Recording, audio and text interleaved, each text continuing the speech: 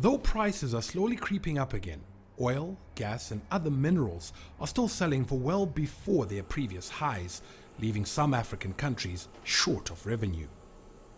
Through the counter-cyclical trade liquidity facility introduced in December 2015, Afreximbank is helping affected economies climb out of their deficits and readjust their supply to the new depressed demand realities. We have already disbursed more than $3.5 billion between December and today. We have additional $8 billion in the pipeline. That tells you the urgent need for this facility. But that's a short-term intervention.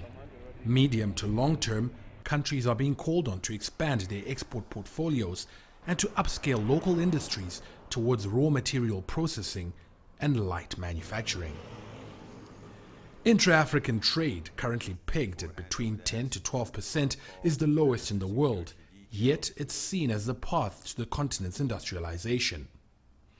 Afreximbank has launched an ambitious plan to grow trade amongst African countries by 50% over the next 5 years. We know that the potentials to grow the trade exist, and we will do everything to make sure that we move it. We are under the Create pillar promoting the emergence of industrial parks and special economic zones. Because we have infrastructure deficits in many of our countries, it's only within the context of industrial parks and special economic zones that you can provide the infrastructure required to support the companies that will operate in those zones and parks. Beyond infrastructure, trade within the continent could get a lift from appropriate transacting platforms. Mobile money, for instance, which has grown exponentially on the continent, can be harnessed to promote cross-border trade. Because we also know the constraints many countries are facing with regard to foreign currency. As part of that platform, we are hoping to introduce a clearing feature in it so that we can reduce the foreign currency component of the trade.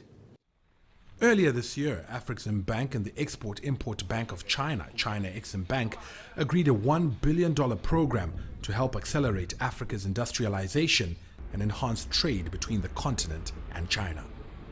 Farai Mwakutuya, CCTV, Harare, Zimbabwe.